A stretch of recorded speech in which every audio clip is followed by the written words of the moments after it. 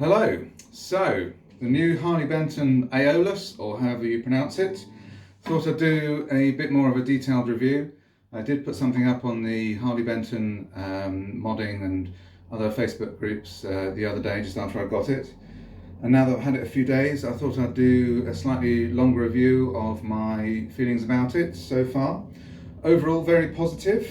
It cost me something in the region, after UK import taxes and VAT, etc., something in the region of about £350, which is amazing value for the spec that you get. The spec is available on the Thomann website, but just very quickly: single volume and tone, 2 humbuckers, splittable on the tone pot, 3-way selector switch, semi-hollow, 2 F-holes, a roasted maple neck with a separate roasted maple fingerboard. It's described as being flame maple. I have one of the Harley Benton Silver Sparkle Fusions, which has a much flamier neck, although as I've been playing it for a few days, the flame is starting to come out a little bit more as the satin finish is wearing into a slightly more glossy finish, with just your hand going up and down on the neck a bit, and I suspect that the flame will come out a bit more on the fingerboard as well. It's got lumen lace side dots, which I've not had before. I'm well aware of them, but I've not had a guitar that has them on before. And I did buy a UV torch to charge them up. They don't seem to stay bright for very long. Maybe that's just the torch I bought to charge them, but we'll have to see how that pans out. So a Graphtec nut with lock-in Grover tuners. It's quoted as a 13.75 13.75 inch radius, 350 millimeters. Not sure what the radius for the Tune-o-matic is, but it looks more like a standard Gibson sort of 10 to 12 inch. And since I've had it, the action that I've managed to get on it is about 1.5 millimeters on the high E string and about 1.8 on the low E string. When it arrived, the truss rod, which with the adjuster just there at the base of the neck, which I think is really, really useful, was very loose, and there was quite a lot of relief in the neck. So I tightened it, turning it to the right, until it started to just bite a little bit. And then over the next couple of days, the relief has changed quite a bit, so I've had to loosen it off a bit. But it is still quite loose, so I'm not sure how good that is or not. And then I thought I'd just do, one other thing. You may notice from the photos on the Thomann website, if you look very closely, there's one photo that's sort of a bit like that, and in the F-hole, you can, as you look down in there, you can actually see the screws from the control plate cover poking through. Now, the screws it comes with are these ones, the chrome screws or nickel screws. Those are what's called the fender screws. I can't remember if they're number 3 or number 4. But they're a little bit longer than the Gibson screws, which are a bit shorter. I've replaced these ones with the Gibson screws. I've filled in the actual screw holes with just a little bit of wood from a toothpick. And then, I don't know how, there you go, you can see the black screws which I ordered. They don't sit quite as well on the actual plate. These ones up here are slightly, they sit slightly proud, so you can, when you run your finger over them, you can feel them. These ones, the Gibson screws, are much smaller and therefore go in a lot further, but they don't poke through here just. So I put a little bit of, I put a toothpick into the hole with a bit of super glue and then put the new screws in, and that, you can't now see it through here. So that's one of the few quality issues that I've noticed with these, which, to be honest, when you're building the thing, you would think that Harley Benton would realise the depth of the little piece of wood that's over here that the screws go into. Small thing, but there we go. My 3-way switch up here is rather loose. Let's see if I can show you that. Don't know how well that translates. It just wobbles a bit side to side. Not sure if that was damaged in transit. Easy to replace. And also the tone pot has a little bit of give in it. So you can just turn it just a little bit before it, you can just, there, just that, before it actually turns. Not a big deal, but just a little bit annoying. So I've got a couple of other guitars here just to do a few sound clips so you can hear what it sounds like. This is all recorded on my phone on purpose so that there's nothing terribly complex. I'm just playing in a little Blackstar HT Studio amp over there, which is set reasonably loud, and on the clean channel, if I'm playing a tele, it will be clean, just a hint of breakup, and on something with humbuckers, it will break up just a little bit more, and I'll just flip backwards and forwards between the two channels. The drive channel is set on pretty much the lightest drive you can get, but it's still pretty punchy. For comparison, because this is obviously quite a cheap guitar, I've got a Harley Benton HB35 in green, just over there, which I'll play a bit in a minute, which has got the two Roswell humbuckers, and you can hear the difference. And I've also got a Squier Classic Vibe tele, which should sort of give you a more of an indication of what the normal, in inverted commas, normal single coils sound like as opposed to the split coils. I personally haven't used any of my expensive guitars, expensive in inverted commas, my normal Les Paul or my custom shop tele, because I just wanted to show you something of a similar sort of price comparison. Okay, so that's about it. Overall impressions very good. I really like it. Oh, also it doesn't come with a case, but just there is an Epiphone ES339 case, which is what Toman recommended as fitting it perfectly, which it does, which does kind of tell you that this is basically Harley Benton's version of an ES339, but in a single cutaway. And it does certainly have that feel to it, but these humbuckers have got quite a lot of poke. So anyway, let's start on the neck humbucker even.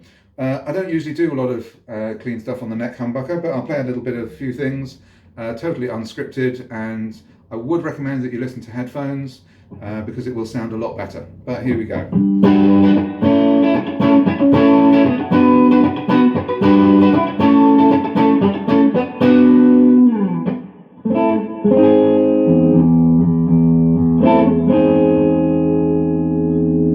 Helps if I play the right chords.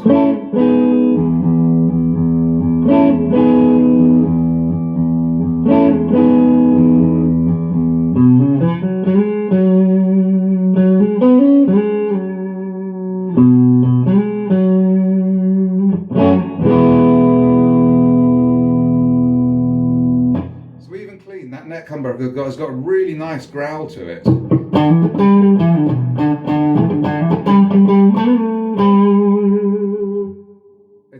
It's a good sound. If we coil split that, and I'll play something a little bit more poppy.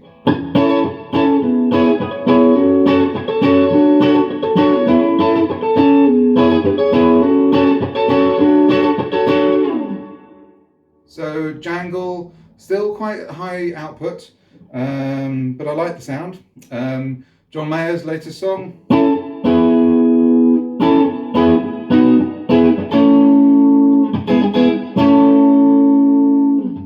Okay, so let's go to the middle position. No coil split, and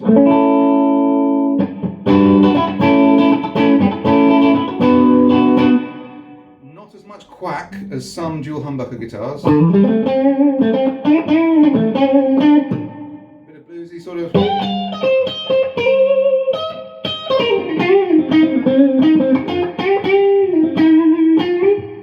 you can hear a little bit of quack.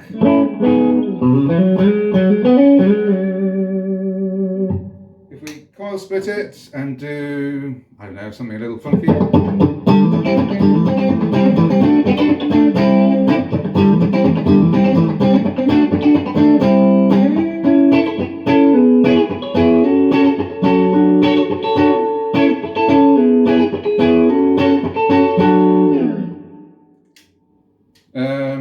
Bridge pickup, no coil tap. Now this will get a little bit of drive out the amp.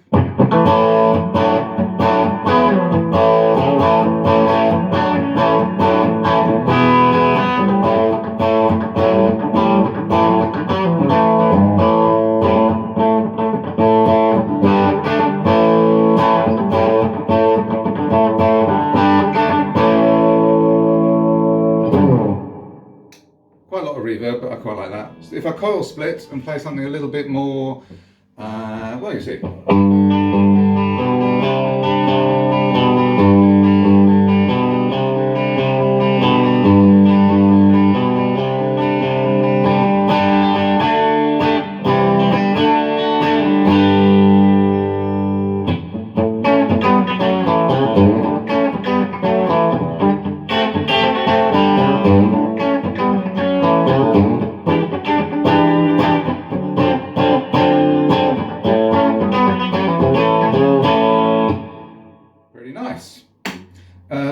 drive channel. I'm not going to play lots on it, but same sort of thing. So, bridge pickup, full humbucker.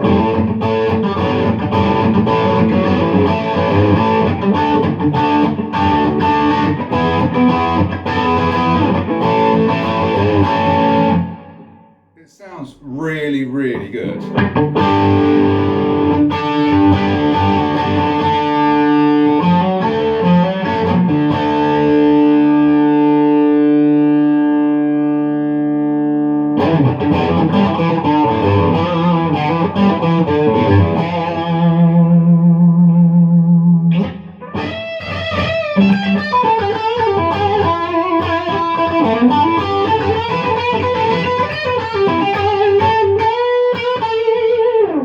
It's very classic rock.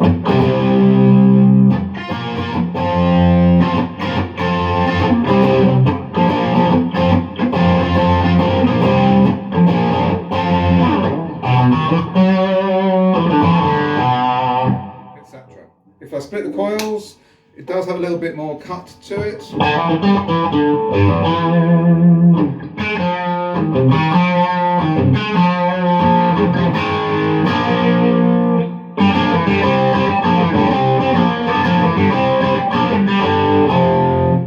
like that.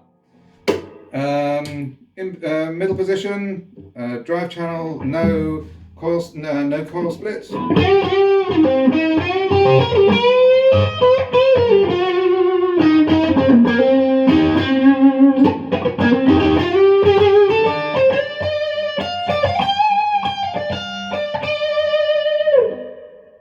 Lovely for blues. Coil split it, probably even better.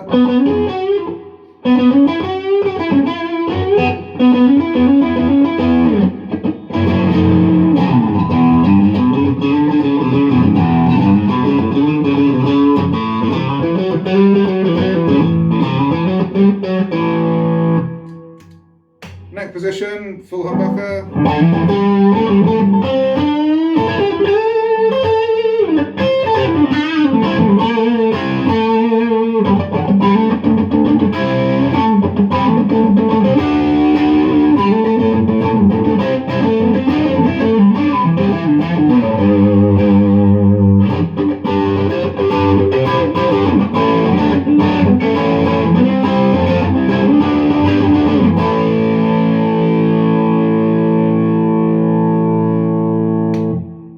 Split.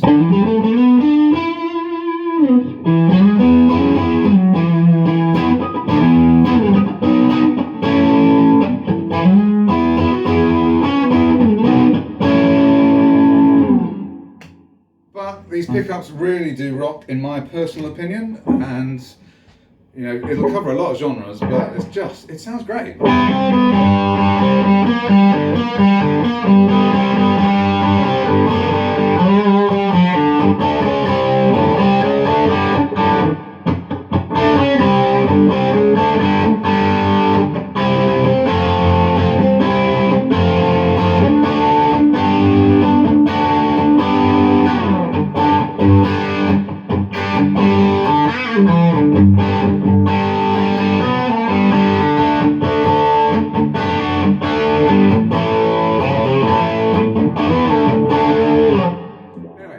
Nonsense. A quick bit of reference with the other two guitars, and you can listen and compare the tonal difference. So bear with me when I just change those around. Nothing terribly edited. I'm not much of a YouTube video maker, but just thought I'd do this for a bit of fun. So here's the Harley Benton green HB35. Only mods I've made to this is I've replaced the tune-o-matic and I've sanded the neck because I really don't like the gloss finish. I mean, it looks a bit ugly, but it feels lovely. And these are the stock Roswell pickups that you get with a lot of the Harley Benton guitars, which I have to say I quite like. These are the LAF pickups, which are the not quite so gainy ones.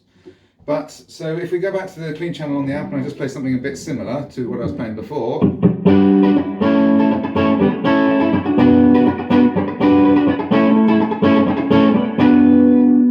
Coil tapped.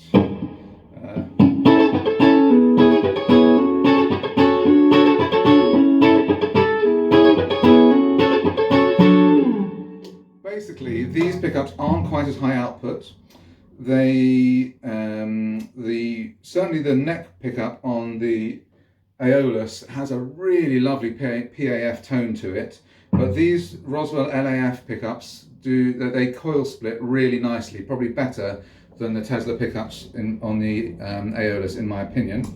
A little bit of the drive channel on the neck pickup.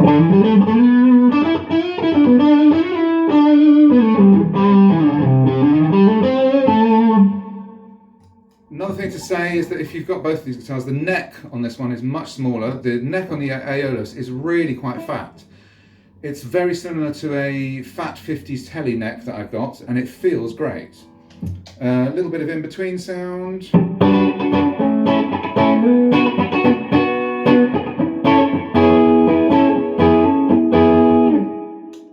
Coil split on both. Drive channel on the coil split.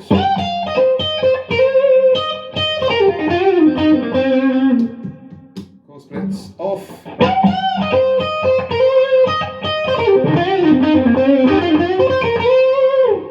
This is probably nicer for that slightly bluesy in between middle pickup sort of sound. And bridge pickup on the drive channel.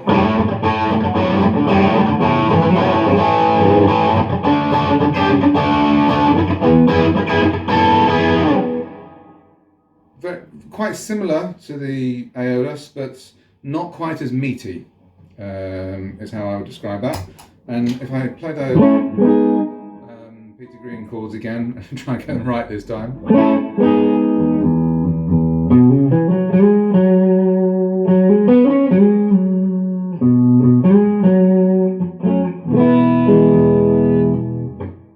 On this is a little bit more flubby, not quite as focused, perhaps because of the extra air. That's what you expect. Good sound. And yeah, they're both just different sort of guitars, but a little quick comparison there of the Roswell pickups. And then just to finish, I will show you what the Squier Classic Vibe Tele sounds like. So you can hear some proper single coils.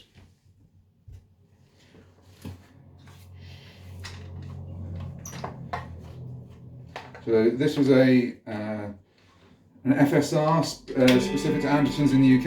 I have a bit of a thing about green guitars, long story. But bridge pickup.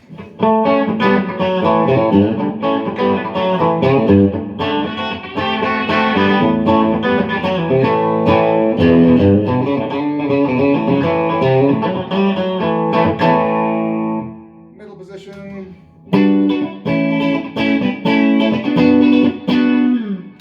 Position.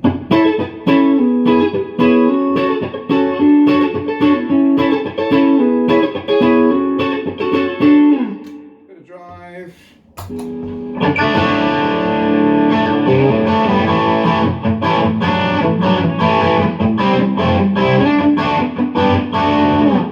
That was the bridge pickup.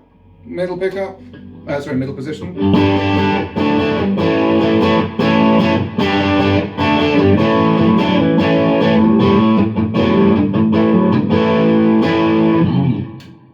The neck pickup.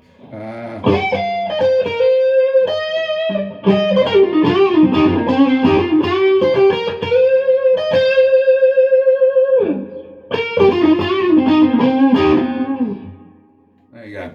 And so just quickly then back to the aeolus, if that's how you pronounce it. Oh yeah, one other thing on this is that the frets are massive. Now, they're listed as medium jumbo, but they feel bigger. I really like my 80s guitars. I play in an 80s covers band, and I have quite a few sort of super strat guitars. The frets on this are really, really huge. That's not a bad thing, but it just takes a little bit of getting used to, and when you're running, if you're trying to do sort of legato-y kind of things, you really notice it. Just to finish off, here's that neck humbucker. And split.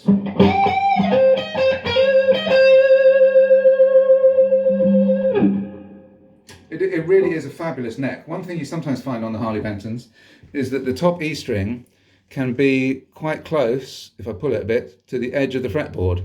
But on this, you've got loads of room for vibrato. It is really nice. Overall, I'm really happy with it. It was, like I said, it was about 350 quid. The Harley Benton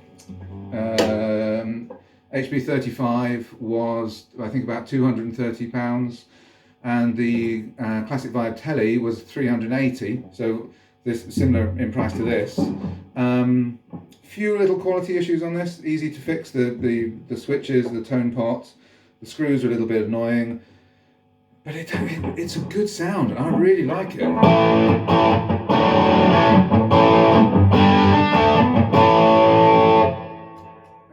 You can have fun for days on that, and the neck pickup is really, really nice.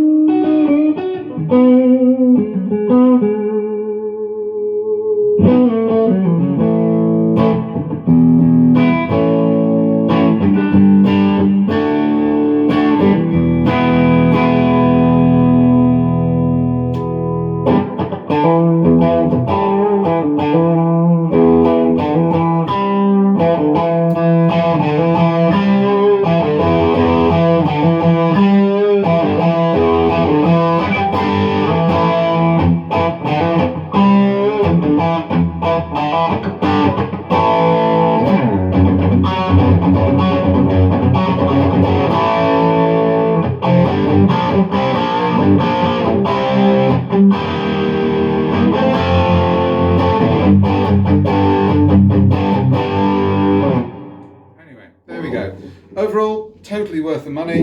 Great guitar, a few little quality issues. If I'd known about the quality issues, would I still have bought it? Yes. I really like it, but just be aware that it's not perfect. You may want to change a few little things. But for the money, it's just amazing what you can get for the money these days. Like I said, I've got a custom shop telly that was £2,500 second hand. I've got a Squier Classic Vibe telly there that I enjoy playing just as much. This has got a fabulous feeling neck, this aeolus. It looks really cool. Overall, definite thumbs up.